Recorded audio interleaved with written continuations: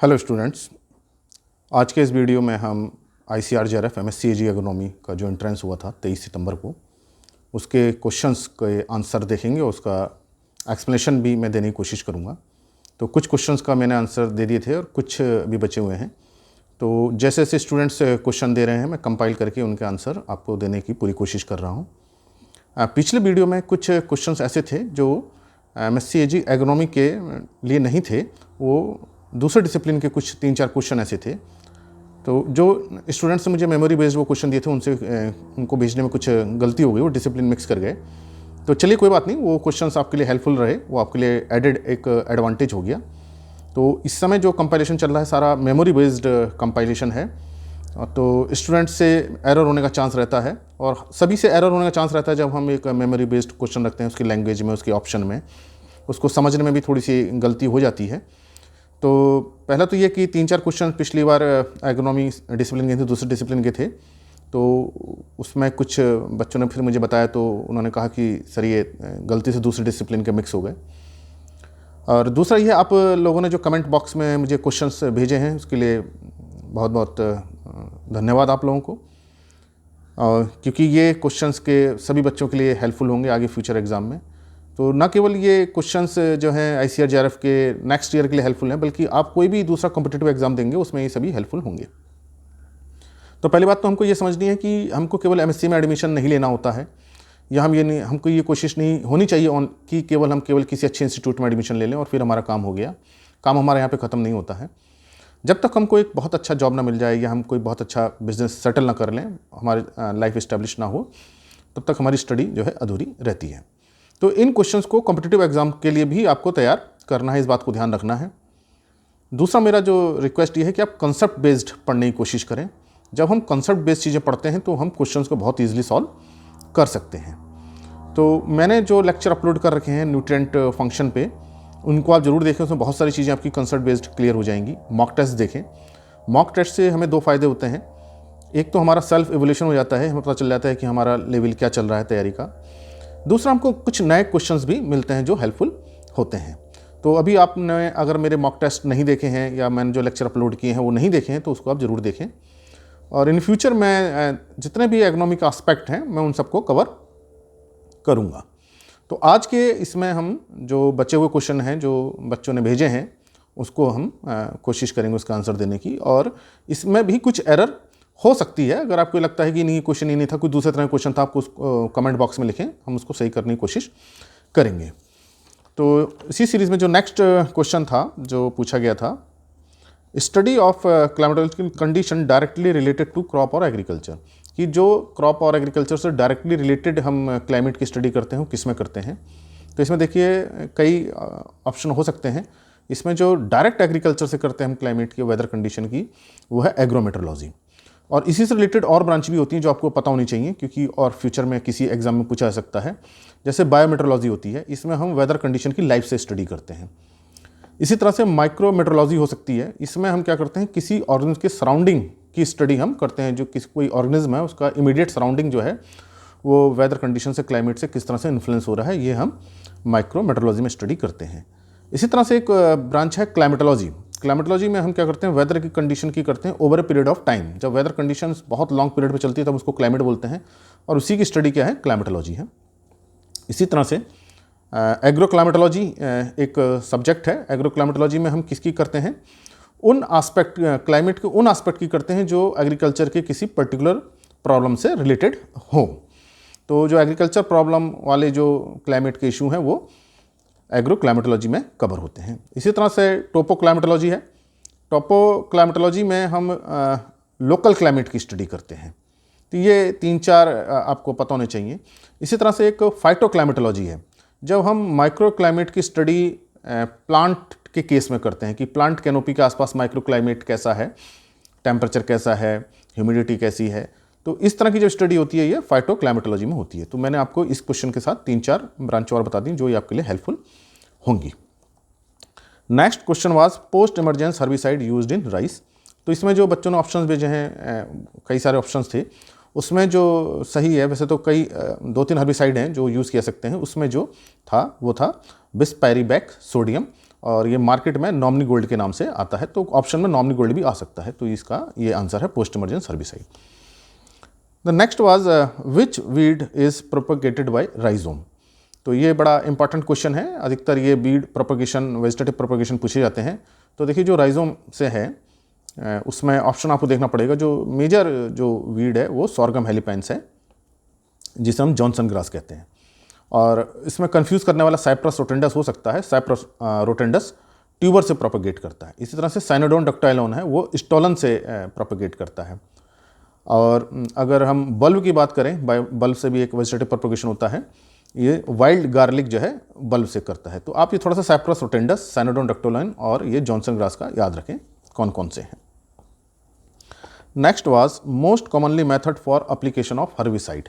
कौन सा जो है मोस्ट कॉमनली मेथड है हर्बिसाइड स्प्रे के लिए, हर्बिसाइड के लिए? तो जो है वो स्प्रे है। कुछ फार्मर्स जो करते हैं ब्यूटाक्लोर मेचेटी को सैंड के साथ मिला के करते हैं। और इसमें क्या क्या ऑप्शन थे वो मेरे को क्लियर नहीं है, लेकिन जो स्टूडेंट्स ने भेजा है उसमें जो मुझे सही ऑप्शन नज़र आया वो है स्प्रे जो है कॉमनली यूज्ड मेथड है। Next was which method of irrigation is commonly adopted in wheat, कि गेहूं में जो है इरिगेशन किस मेथड से होती है? तो देखिए उसमें छोटी छोटी क्यारी बनाते हैं गेहूं में और उसमें हम पानी भरते हैं, that is check basin method. तो ये अधिकतर फार्मर यूज़ करते हैं। 8-10 मीटर लंबी या 20-25 मीटर लंबी क्यारी बना करके और 10-10 मीटर चौड़ी उसमें पानी को दिया जाता है। लेकिन कुछ एरिया में बॉर्डर स्ट्रिप मेथड भी यूज़ होता है, जिसमें बहुत लंबी बॉर्डर बनाई जाती हैं। लेकिन जो जनरली जो फार्मर्स हैं वो चेक बेसिन मेथड से इरिगेशन करते हैं। Next was main objective of एले क्रॉपिंग। तो क्वेश्चन की लैंग्वेज कुछ और हो सकती है कि क्या इसका एडवांटेज है या एम है या ऑब्जेक्टिव है। मेनली जो एले क्रॉपिंग है वो सॉइल इरोजन को रिड्यूस करने के लिए है, कि 8-10 मीटर की दूरी पे 3 या 4 रो जो है ट्रीज़ की या श्रब्स की लगाई जाती है, उसके बीच में हम क्रॉप ग्रो करते हैं। कोई पल्स या मेज इस तरह की क्रॉप ग्रो कर ली जाती है। और इसका जो ऑब्जेक्टिव वो सॉइल इरोजन को रिड्यूस करना है। लेकिन इसके हमें बहुत एडवांटेज होते हैं, क्योंकि ऑर्गेनिक मैटर ऐड होता है तो सॉइल फर्टिलिटी रिस्टोरेशन भी होता है। और चूँकि पेड़ श्रब्स रहते हैं तो उसमें बर्ड्स वगैरह को शेल्टर भी मिलता है, तो ये इसके दूसरा एडवांटेज भी है। एक क्वेश्चन था जो थोड़ा सा कंफ्यूजिंग मुझे भी लग रहा था कि व्हेन जो क्यूनिन और क्यूनिन यूज्ड इन। तो देखिए क्यूनिन जो अगर हम एग्रीकल्चर में या थोड़ा सा उसमें देखें, मेडिसिनल प्रॉपर्टी में देखें, तो मलेरिया के उसमें क्यूनिन यूज़ होता है। अब ये थोड़ा सा कंफ्यूजिंग है, क्यूनिन किस क्यूनिन के बारे में पूछा गया है। ये एक ऑर्गेनिक कंपाउंड होता है जिसमें बेंजीन रिंग होता है। तो अगर हम थोड़ा सा एग्रीकल्चर के उसमें देखें तो ये मलेरिया के ट्रीटमेंट में यूज़ होता है। नेक्स्ट वाज उसमें कुछ इंस्ट्रूमेंट मैच करने के लिए आए थे, तो मैं उसमें आपको करेक्ट बता दे रहा हूँ कौन कौन से के लिए कौन कौन सा इंस्ट्रूमेंट है। क्रॉप कैनोपी टेम्परेचर, ये इंफ्रारेड थर्मोमीटर्स किया जाता है। नेक्स्ट वाज फोटोसिंथेसिस, इसमें जो है इंफ्रारेड गैस एनालाइजर इसके लिए यूज़ करते हैं। गैस को मेज़र किया जाता है, CO2 गैस को कितना फिक्स हो रही है। दूसरा एक नया इंस्ट्रूमेंट भी आ रहा है लिकॉर, और LI 6800 के नाम से भी है, ये प्रिसाइज इंस्ट्रूमेंट है। देन ट्रांसपिरेशन पोटोमीटर से यूज़ किया जाता है, जिसे ट्रांसपिरोमीटर भी कहते हैं। और पोरोमीटर भी यूज़ किया सकता है ट्रांसपिरेशन रेट को मेज़र करने के लिए। पोरोमीटर एक्चुअली क्या करता है, it determine the porosity of membrane. तो जो स्टोमेटा का जो अपर्चर है, जो साइज है, उसको मेज़र करता है, उसको कंडक्टेंस और उसके रेजिस्टेंस से कितनी वाटर वेपर निकल रही है उसको मेज़र करता है। तो पोटोमीटर पोरोमीटर दोनों जो है इसके करेक्ट आंसर हैं। Then wind direction wind vane से होती है। अगर विंड स्पीड पूछा है तो एनीमोमीटर होता है। तो ये इंस्ट्रूमेंट है। एक जो क्वेश्चन जो पिछली बार मैंने बोला था, मॉइस्चर डेफिसिट इंडेक्स, कई बच्चों ने बताया कि कमेंट बॉक्स में कई स्टूडेंट्स ने बताया सर ये मॉइस्चर एबिलिटी इंडेक्स है। तो जिस स्टूडेंट ने दिया होगा उसे कन्फ्यूज़न हो गया होगा, कि कन्फ्यूज़न हो जाते हैं एग्जाम के बाद कि MDAI था या MEI था। तो ये मॉइस्चर एबिलिटी इंडेक्स इसको हम लें तो फिर देखिए इसकी कई कैटेगरी होती हैं। अगर ये 0.33 से कम है तो ये रेनफॉल को मेज़र करता है। तो अगर इसकी 0.33 से कम है तो इसका मतलब rainfall is very less. Value is between 0.34 to 0.67, तो इसका मतलब है मॉडरेटली डिफिशिएंट। और value is between 0.68 to 1, then somewhat deficient, थोड़ी लिटिल बिट डिफिशिएंट है, डिफिशिएंसी है रेनफॉल की लेकिन कम है। If value is between 1 to 1.33 then it is adequate rainfall, कि रेनफॉल ठीक ठाक हुई है, अच्छी हुई है। And if it is more than 1.34 then excessive rainfall. तो ये एक्चुअली में रेनफॉल को बताता है, मॉइस्चर डेफिशिएंसी को बताता है कि ये मॉइस्चर डेफिशिएंसी कितनी हो रही है। तो अगर इसमें देखिए, ये तो मॉइस्चर डेफिशिएंसी हमें पता चल रही है कि क्या हो रही है मॉइस्चर डेफिशिएंसी। अब अगर इसमें रीज़न पूछा जाता है कि किस रीज़न में आता है, अगर ये क्वेश्चन में पूछा गया है और 0.34 टू 0.68 पूछा गया है, तो ये कैटेगरी किस में आ रही है, मॉडरेट डेफिशिएंट रेन है, तो ये सेमी एरिड कंडीशन में आएगा। तो इसका फार्मूला आप अपने नॉलेज के लिए याद कर लें। जो मॉइस्चर एबिलिटी इंडेक्स का जो फार्मूला है वह है rainfall at 50% probability divided by potential evapotranspiration. इसका जो कंसेप्ट हरग्रीव्स ने दिया था 1971 में, उस टाइम पर हरग्रीव्स ने 75% प्रोबेबिलिटी रेनफॉल लिया था, लेकिन बाद में इसको 50% प्रोबेबिलिटी रेनफॉल पे कर दिया है। तो कभी आपसे पूछा सकता है कि MAI क्या बताता है, तो ये रिलेटिव एडिक्वेसी बताता है, रिलेटिव रेनफॉल अमाउंट बताता है ओवर पोटेंशियल इवेपोट्रांसपिरेशन की रेनफॉल का एक्सेस है या डेफिसिट है। तो ये क्वेश्चन था जो पिछली बार कंफ्यूज हुआ था, कन्फ्यूजन था मॉइस्चर डेफिसिट इंडेक्स से। तो कुछ 2-3 क्वेश्चन भी और भी कन्फ्यूजन में थे, तो जैसे से आएंगे मैं बता दूंगा कि पिछली बार क्या था। तो आपको कोई बात नहीं, इससे आपको 2 चीज़ें पता चलेगी, मॉइस्चर डेफिसिट इंडेक्स भी पता चलेगी और मॉइस्चर एबिलिटी इंडेक्स भी पता चली। Another question was National Bureau of Soil Survey and Land Use Planning divided agroecological region in which year?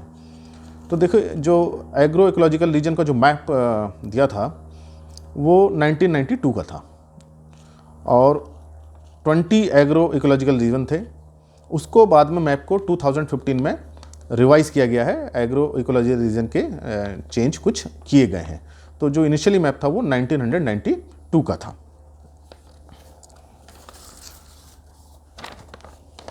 Another question was which directly affected growth and yield.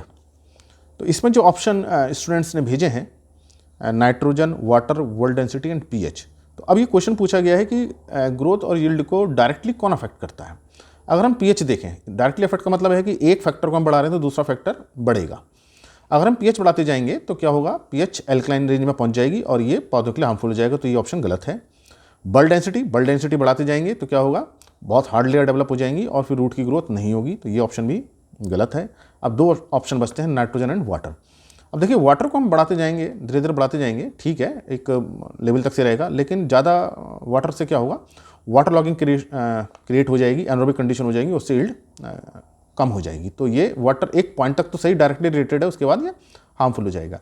अब nitrogen का option देखते हैं, तो जैसे जैसे हम नाइट्रोजन की डोज बढ़ाते जाते हैं तो यील्ड बढ़ती है, नो डाउट, लेकिन एक लेवल के बाद भी नाइट्रोजन क्या हो जाएगी, टॉक्सिसिटी शो करेगी, लॉजिंग हो जाएगी या दूसरे इल इफेक्ट्स होने स्टार्ट हो जाएंगे। लेकिन जो नाइट्रोजन की रेंज बहुत वाइड होती है, 200 सीरियल्स 200 और 250 kg तक टॉलरेट कर लेते हैं, तो यहाँ पे जो अप्रोप्रिएट आंसर है वो नाइट्रोजन का, जैसे जैसे नाइट्रोजन डोज बढ़ाते जाएंगे यील्ड बढ़ती जाएगी। Another question was which largely depends on crop weed competition. तो थोड़ा सा लैंग्वेज में चेंज हो सकता है, बच्चों के मेमोरी बेस्ड ये क्वेश्चंस हैं। तो इसमें ये पूछा गया है कि क्रॉप वीड कंपटीशन से कौन जो है लार्जली डिपेंड हो रहा है, अफेक्ट हो रहा है। तो इसमें ऑप्शन जो थे pH, bulk density, water holding capacity of soil and phosphorus. तो अगर हम पीएच, बल्ड डेंसिटी और वाटर होल्डिंग कैपेसिटी देखें तो ये तीनों जो पैरामीटर हैं सॉइल से रिलेटेड पैरामीटर हैं। और जब क्रॉप वीड कंपटीशन होता है तो सॉइल पैरामीटर अफेक्ट नहीं होते हैं, क्योंकि क्रॉप वीड एक दूसरे को इनपुट्स के लिए इंटरफेयर करते हैं, एक दूसरे के लिए कंपटीशन रखते हैं, चाहे वो सनलाइट हो, मॉइस्चर हो, न्यूट्रेंट हो, स्पेस हो। तो यहाँ सॉइल प्रॉपर्टीज़ अफेक्ट नहीं होती हैं, और चूंकि ये तीनों ऑप्शन सॉइल प्रॉपर्टी से रिलेटेड है तो ये ऑप्शन नहीं होगा। इसमें क्या आएगा फिर, फास्फोरस, चूंकि ये न्यूट्रेंट है तो न्यूट्रेंट के लिए कंपटीशन होता है, तो ये लार्जली डिपेंड होगा। Another question was simple, central research institute for dryland agriculture is located at. तो ये आप किसी भी बुक से या देख सकते हैं, इसका जो है आंसर हैदराबाद है। अनदर क्वेश्चन वाज न्यूमेरिकल, और मैंने आपको ये बताया था कि न्यूमेरिकल मैं पूरे ब्लैक बोर्ड पर आपको सॉल्व करके दूंगा, और आप पे जो न्यूमेरिकल हैं आपको याद हैं वो कमेंट बॉक्स में लिख के भेजें ताकि मैं उसको कंपाइल करके सॉल्व कर सकूं। यहाँ मैं आपको केवल उसका आंसर बता दे रहा हूँ, और एक्सप्लेनेशन तो कैलकुलेशन से ही आपको आएगा। इसमें पूछा गया था paired row planting 60 by 120 centimetre and 50 plants in a row of 4 metre की पेयर्ड प्लांटिंग की गई है 60 बाई 120 सेंटीमीटर की। पेयर्ड रो प्लांटिंग क्या होती है ये मैं उसमें आपको न्यूमेरिकल के समय बताऊंगा। और ये पूछा गया है बताया कि 4 मीटर की रो लेंथ में अगर 50 प्लांट्स आते हैं तो क्या प्लांट पॉपुलेशन होगी। तो इसमें जो कैलकुलेशंस आएगी वो 1,38,888, या हम कह सकते हैं 1.39 लाख प्लांट्स। लाख में अप्रॉक्सीमेट 1.39 लाख आएंगे, और 1000 में लें तो 1,38,880 plants per hectare. Then another question was most common method used for soil moisture determination in lab, कि जब हम लेबोरेटरी में सॉइल मॉइस्चर डिटरमाइन कर रहे हैं तो कौन सा जो है मेथड यूज़ होगा। तो देखिए टेंशियोमीटर ये फील्ड में यूज़ होता है, जिप्सम ब्लॉक ये भी फील्ड में यूज़ होते हैं, न्यूट्रॉन मॉइस्चर मीटर ये हमको फील्ड में इंस्टॉल करना पड़ता है। अब बचा प्रेशर प्लेट अपरेटस, यही जो है लैब में यूज़ होता है। प्रेशर प्लेट अपरेटस से ही हम फील्ड कैपेसिटी और परमानेंट बिल्टिंग पॉइंट निकालते हैं। अब एक नया इंस्ट्रूमेंट भी है TDR, time domain reflectometer, time domain TDR जिसे हम बोलते हैं। तो ये एक इंस्ट्रूमेंट जो है ये भी सॉइल मॉइस्चर के लिए यूज़ होता है। तो ये आपके लिए आगे काम आएगा कौन सा इंस्ट्रूमेंट है, that is TDR, time domain reflectometer. Another question was numerical concentration of hydrogen in solution is 1/10,000। 1 के बाद 4 जीरो लगे हुए हैं, और इसमें हाइड्रोक्सिल आयन कंसंट्रेशन पूछा गया है। तो ये भी न्यूमेरिकल है, ये मैं आपको इसका आंसर बता दे रहा हूँ। इसका आंसर होगा 10⁻⁻10, क्योंकि जो हाइड्रोजन कंसंट्रेशन और हाइड्रोक्सिल कंसंट्रेशन का जो प्रोडक्ट होता है वो 10⁻14 होता है। तो यहाँ हाइड्रोजन आयन कंसंट्रेशन क्या हो गया, 10⁻4। अब जब हम 10⁻14 को 10⁻4 से डिवाइड करेंगे तो हमारा जो आंसर आएगा वो 10⁻10 आएगा। तो हाइड्रोजन आयन कंसंट्रेशन से ही हाइड्रोक्सिल आयन कंसंट्रेशन डिसाइड होते हैं। इसको न्यूमेरिकल सॉल्व करते समय इसको मैं पूरा एक्सप्लेनेशन दूंगा। Another question was what is useful part of plant को। तो प्लांट को देखिए ईसबगोल है, ईसबगोल की भूसी खाई जाती है, इसे प्लेंटेन भी कहते हैं। ये प्लांट को सीलियम इसका साइंटिफिक नेम है, और बाज़ार में बहुत मिलती है। तो इसका जो आंसर है वो सीड हस्क है।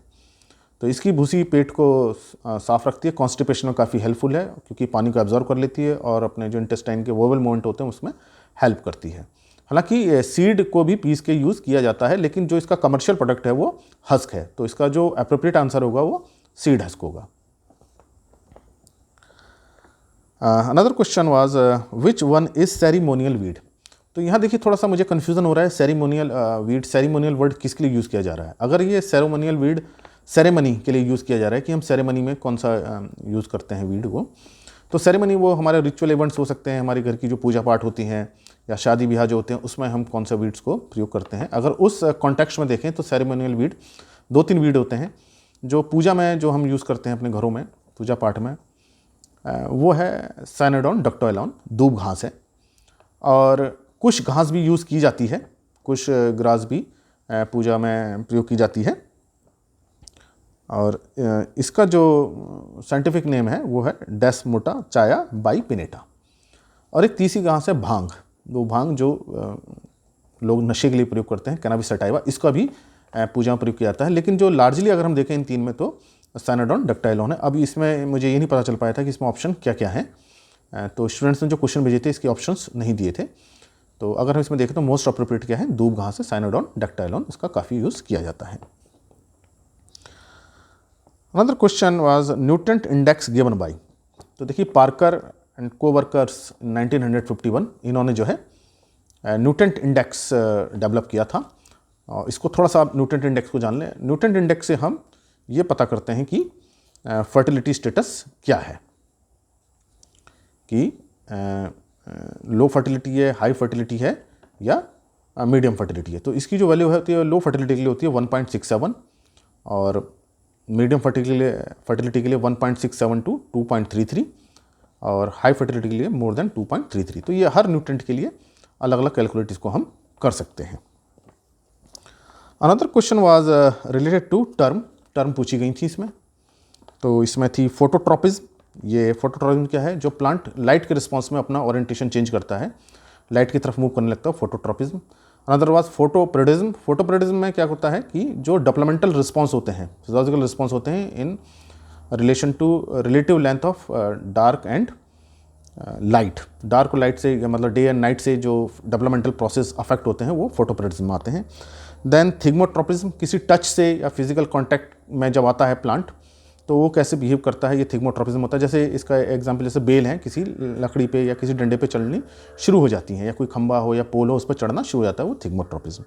देन जियोट्रॉपिज्म आप जानते ही होंगे कि जो प्लांट पार्ट की जो ग्रोथ होती है वो ग्रेविटी के रिस्पॉन्स में। तो पॉजिटिव जियोट्रॉपिज्म किसके लिए होता है, रूट के लिए होता है, और नेगेटिव ट्रॉपिज्म शूट के लिए होता है। अगर वो जमीन में नीचे जा रही है तो पॉजिटिव कहलाएगा, और जमीन से अर्थ सरफेस से ऊपर जा रही है तो वो नेगेटिव कहलाता है।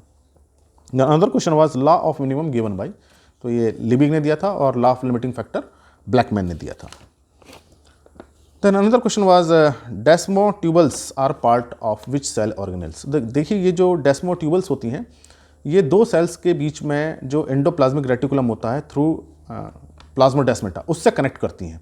तो ये एक सेगमेंट है एंडोप्लाज्मिक रेटिकुलम का, और दो एंडोप्लाज्मिक रेटिकुलम के जो सेल से कनेक्ट होते हैं वो प्लाज्मोडेस्माटा के थ्रू होते हैं। तो प्लाज्मोडेस्माटा में ये रहते हैं और जो कनेक्ट करते हैं एंडोप्लाज्मिक रेटिकुलम को।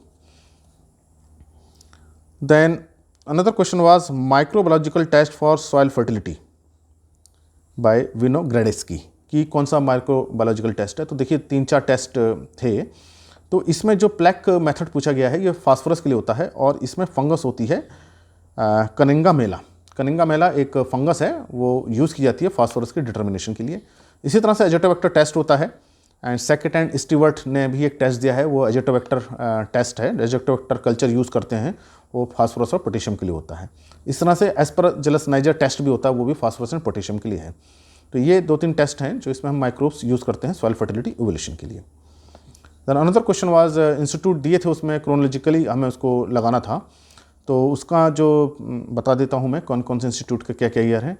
जो एक्रिप पूछा है, dry land agriculture, and it was established in 1970। Then ICRISAT in 1972, then KVK in 1974, then ORP operational research project in 1975, then CRIDA in 1985। तो ये इनकी सीक्वेंस है। फिर से सुन लीजिए इसको, पहले आएगा AICRP dry land agriculture, then ICRISAT, then KVK, then ORP, and in last CRIDA. तो ये कुछ क्वेश्चंस थे जो मुझे स्टूडेंट्स ने भेजे हैं, और जिसको मैंने ये पूरा यहाँ बताने की कोशिश की है।